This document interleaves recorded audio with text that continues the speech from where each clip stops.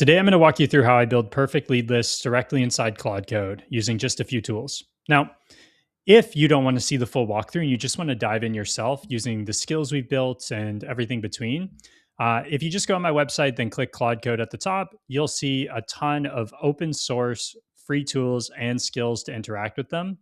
We've built a Disco-like CLI, which will help you find perfect fit accounts and lookalikes from your closed one or just a website of a client you think you would really, really like, and then move through the pipeline towards an auto prompt creator to score them based on ICP fit, and finally hitting AI ARK to find best fit contacts. Now, if you want to do some extra things in between, such as, figuring out a variable to include in the copy, such as target market, or if you want to take your case study data and match it to the particular company based on stage or criteria, or if you want to mention specific tech, you can use the tech site CLI and again, the auto prompt creator, or just scripts to connect those dots. Now, I don't want to overcomplicate this process. We'll dive straight into the terminal and I'll walk you through step by step, just building a lead list from scratch using the system to show you really just how much easier it is than handling tons of Google Sheets, uploading and downloading CSVs,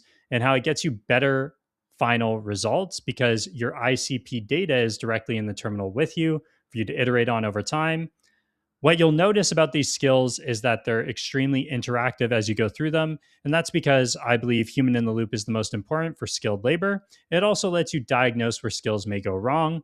I wouldn't recommend going YOLO mode with any of these systems until you have a winning campaign that you're trying to duplicate. But when you're starting from scratch, go back and forth with the tool. Now let's dive into the terminal. Okay, so this is a basic overview of the system. And the reason we're a little bit ahead here is because Tela crashed while I was trying to record. We're diving right in. I'll get you guys caught up. So you'll see here it mentions Clay as well. I like using Clay for Claygen. I think it's a loss leader. You go into a grocery store and milk is on a crazy deal at one place and they draw you in even though it loses them money. I believe Claygen is that. After trying to build my own versions of Claygen over and over and over again, you just get the easiest version controlling system out there in order to find niche data points. So what this process is going to run through is skipping Clay, but where would you use Clay? Anytime you want to run a Claygen or a custom snippet. And if you need the Clay CLI, Brandon Charlson has one. Just look up GitHub/bcharlson and you'll be able to find that. Now, we're going to go from Disco-like to scoring the companies to finding people all in one shot here. Let's just make it quick and dirty. And don't focus too much on personalization. That's easy to add in after between the CSVs. Now, what's happening here is I said, look, this is for Leadgrow. In this case, I would recommend going with a company that you know. We've already built lookalike lists for all the companies that we have successful case studies with.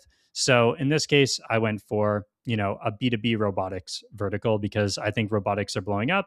I'm deeply interested in it. And I think I'll be able to write a message that resonates with that target audience as a result of my latent interest in the niche, which, by the way, if you're ever trying to figure out, who should I target at a business, probably a good idea to just go off your interests in a pretty big way.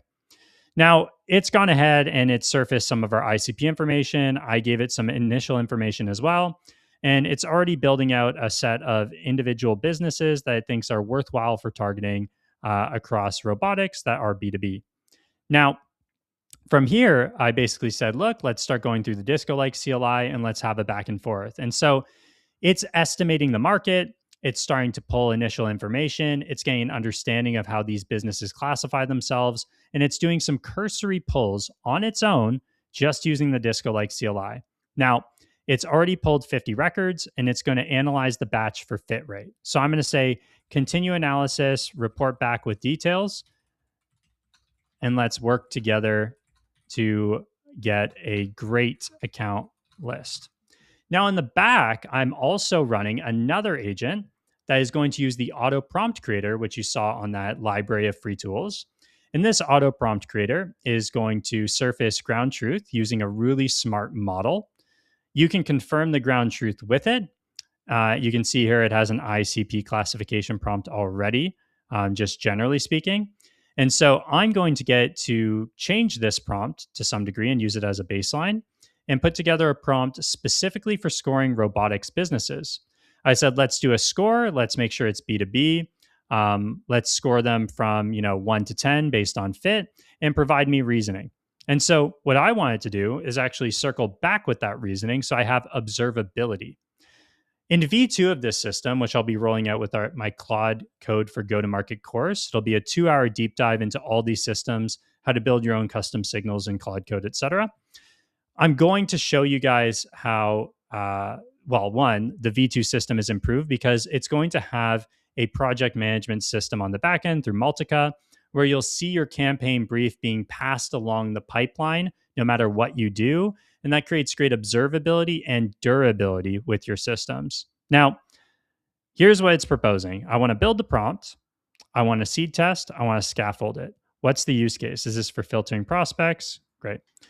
This is going to be used for our Disco-like account list of robotics companies. I would like you to proceed with the build. And before annealing, show me your initial outputs so we can confirm a direction we are happy with. Now that's going to be off to the races. Now, in the meantime, if you knew that this target market really just had some specific job titles, you could also invoke the AI ARK CLI to find companies with those job titles. For instance, if you knew that every robotics company you want to go after is going to have a robotics SMT engineer, and that is a dedicated title to those companies, you could use a little trick with the AI ARK CLI to pull job titles first and reverse engineer the qualified companies from the job titles. If you wanted to go even deeper on this niche, you might even invoke some Google Maps list building, which again will be added as a list source in V2. But for now, keep your system simple when you're building inside Claude Code. If you try to do too much at once, you're going to end up in trouble. Keep it to one flow, and then you can add different sources for that flow over time. Probably the same way you would think about a clay table. I find it's really helpful to take existing clay workflows with Sculpted, look at them, look at how they're created, look at where things may need clay inside the workflow versus not, and then use the Sculpted analysis tool on the table to make a report on exactly how the table works, what formulas exist in it, and just passing that off to Claude Code can get a lot of the logic you've already built out over time with your clay templates directly into Claude Code. Now, we're going to be waiting for this to finish. Back here, we can see that Disco-like's already pulled some account records, KPI solutions, Auto FC. I imagine there's going to be marketing agencies. Great. So there's some noise in terms of how large they are. There's 22 of the 50 being great, 12 that are marginal, and then we have some borderline but valid. And it's going to recommend changes to you. And if you go through this system yourself using my Disco-like CLI, the skill in there will do the same thing. So our goal is 60 to 70%. And that's because we don't want to have too much noise, but we also don't want to eliminate valid companies over time. So it's actually just suggesting back great changes. So warehouse management software, not robotics. Sell SaaS, not robots. System integrators and consultants. Okay, they install other people's robots. Enterprises that blew past our size cap. Garbage, misclassified domains is a marketing group. And so it's going to say tighten employee count, rerun with manual broadens beyond warehouse, something like manufacturers sells, the ICP text is more powerful. Which direction do you want? And so you can see it's really going back and forth with me.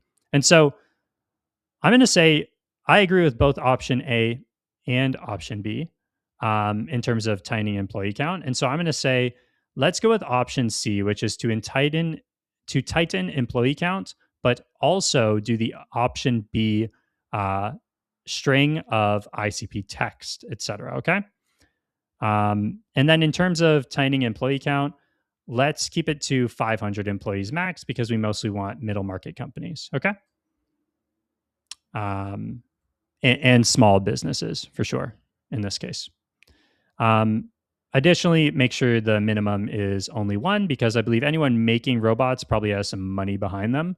And therefore that qualification parameter won't be as relevant for qualifying budget on these businesses. And so It's important to note that as you use this system, it gets better over time. Every time I use it, what I do is I use a great skill made by the founder of Spider Cloud.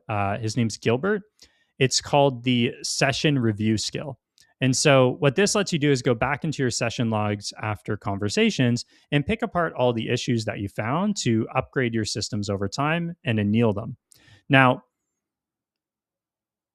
what I want to say here is that the goal with AI is not yet to outsource your thinking. And in fact, I think you should be scared once you can outsource your thinking. The goal with AI is to coordinate as many high leverage workers as possible on workflows that require a bit of additional logic and nuance. Okay. So, not an N8N workflow that's, when thing happens, Y happens. It's when thing happens, X, Y, or Z could happen, and it's a matter of opinion. Let me program my opinion into you as much as possible. And so this over time will be able to run in a YOLO mode for sure, especially on markets that we understand quite well. Like it knows that whenever you go after a specific type of software business, that you're going to get agencies leaking in every time. And so it has conditional logic built into it in its reference files that when it's going after agencies or sorry, software businesses, it needs to know that it can't just exclude marketing if we want marketing software businesses just because marketing agencies are showing up. Instead, we have to get more nuanced with how we run our exclusion parameters. It could be around funding, it could be around tech in certain cases, but mostly it's going to happen at the homepage level. They won't have integrations, right? They won't have a documentation link. They won't have API. They mostly won't have a how would I describe it? A free trial type of call to action. And so you can build this logic into the system over time and anneal it. Now, we're already at 10 minutes here, so I'm going to start rushing through some of this stuff. The ICP tightening helped with enterprise filtering, strong fit, marginal noise, resellers, media, marketing agencies, broken domains. And so it's going to give me more options here. Domain exclusion, lever one, nuke the highest gravity noise domains. Auto phrases, you specifically target manufacturers, phrase or by phrase. Okay. So I'm going to say, I think it's time to move towards exclusions. In the exclusion section, let's focus on industry exclusions that may make sense for these types of businesses. And then we can move down to domains from there. It may be necessary to include things like marketing agency, for instance. And it may make sense to include things like wholesale, for instance. Go back and forth on the logic with me. Feel free to make suggestions and I can confirm the best approach. But it's going to come down to you sharing as much information as possible about the domains that you're seeing. And when it comes to companies that actually install, I think those are keepable. Okay. The system integrators are fine. So with those, we're roughly seeing at around a 58% hit rate with 42% that are a little bit off here. Okay.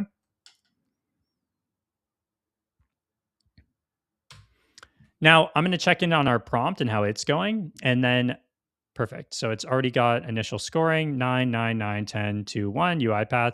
Key design score captures self physical equipment of businesses, not just robotics. RAS counts as equipment. The B2B flies separate from the score, 1 to 10 scale. I agree with this. I've already checked this one. I agree with this. Parallelism packing robots, RAS manufacturers. I agree with this.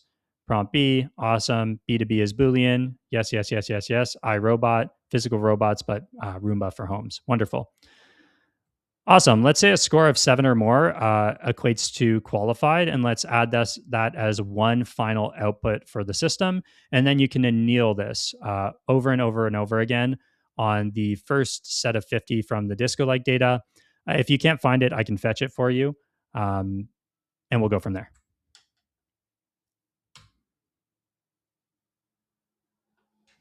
Now, over time, I want to bring something up. As you build out these systems for yourself, and I haven't included these in the raw system that I'm showcasing here, you really want to start building in arguments. Arguments are typically how you want to invoke your API keys as well. And so arguments are going to let you shove information into a small little snippet inside of a skill. This is important because you don't always need to invoke an argument, but when an argument is invoked, like an API key protected, it can make it so that you have version control over your skills built in latently around your knowledge. Now, that's a lot of freaking buzzwords. So let's simplify that. Imagine you are you have an ICP and your ICP changes. Now, when your ICP changes, does the skill know your ICP has changed? Maybe or maybe not. If you have arguments, much like you can save a Claygent inside of Clay, it would know right away that that has been updated because it's calling an argument that houses the file as opposed to calling information that's embedded in there. And this is how you really create robust graph like knowledge systems over time. It's harder for me because I manage so many clients, right? I want to be able to invoke so many different types of ICP data in the confines of this system.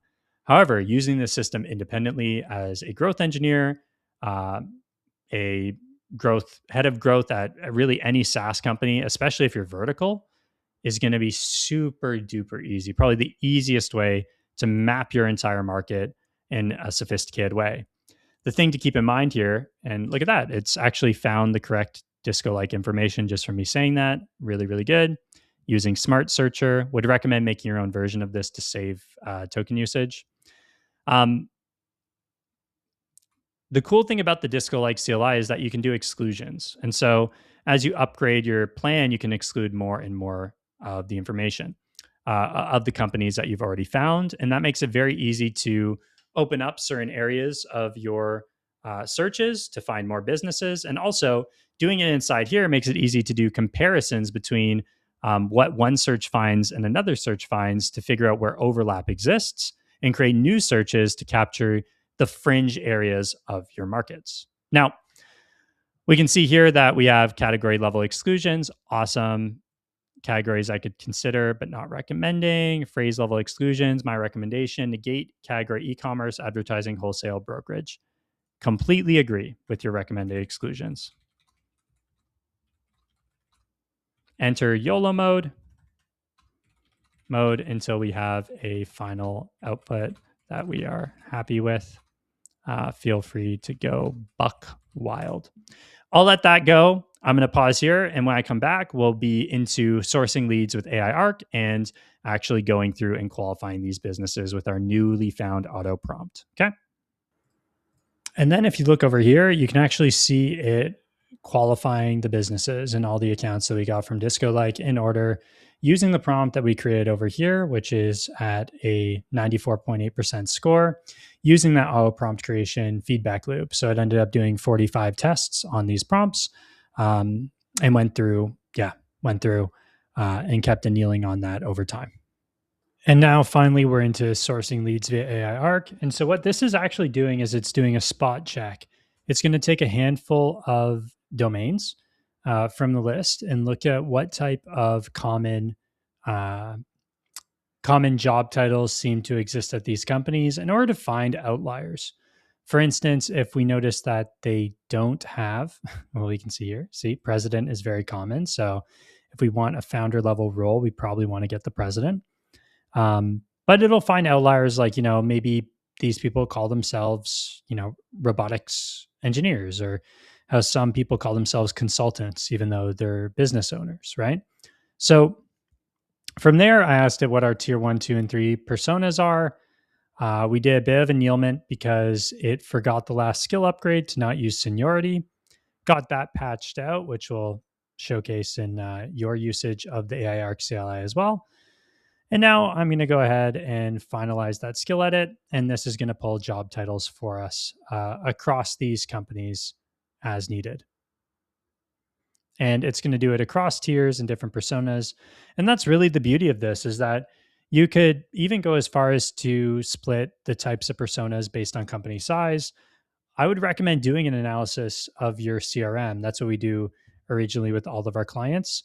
In order to identify patterns across each of the closed won leads you have, because these patterns will often help you understand what's going to be successful in your campaigns. And so if you tend to sell to VPs at larger orgs and founders at smaller orgs that can tell you a lot about how you should consider what types of job titles to target based on organization size. That said, I do a 3-tier system because it makes the most sense to pull as many leads as possible. Or sorry, it makes sense to always get at least one lead per business. So here I'm going to /clear.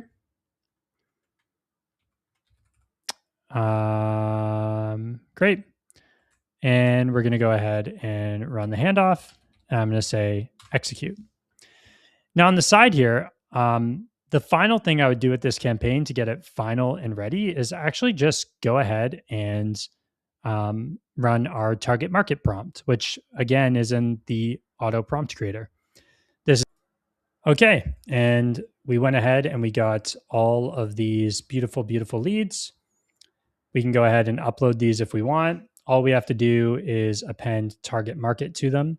And so it would be one prompt, one last prompt run. One thing you'll notice is that we have this processed found, processed found, processed found. Make sure when you set up your enrichments inside of,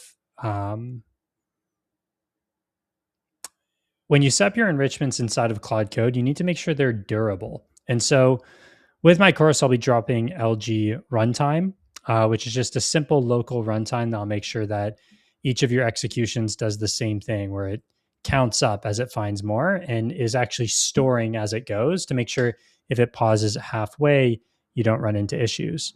And so as a quick little recap, we went from 500 down to 264, 254 qualified domains. From there, we had 479 contacts. Very small companies, so can't expect to find too many contacts. If I were to go, all out here and try to find the total market or total relative market, I would go ahead and use AI overview to enrich, or AI mode, I should say, to enrich even more through Open Web Ninja, owner names, etc.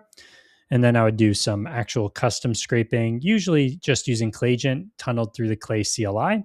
If not, I would just have it go ahead and run a SERPer search quickly for each of these using the auto research creator system. So yeah, there we go. That's the entire system. If you want to try it out for yourself, and if you want to run this inside of your business, just go to Leadgrow.ai and go to Claude Code. From there, you'll find all the tools that we discussed today, including more being added every single week. And you'll be able to run through that exact process. If you want 10% off AI ARK, use Leadgrow 10. And if you want us to run these campaigns and systems for your business and install them inside your business, we can hit your entire market over the next 90 days over the course of a sprint. Just book a call to speak with myself, and you may even qualify for a free introductory campaign just to see if outreach works for your target market and your offer. We'll teach you how to turn strangers into customers. We'll figure out a message that works, and we'll scale the living hell out of it. If you want to take the next steps to use this system, you're going to need to know how to write copy. And if you want to write copy, you should watch this video right here.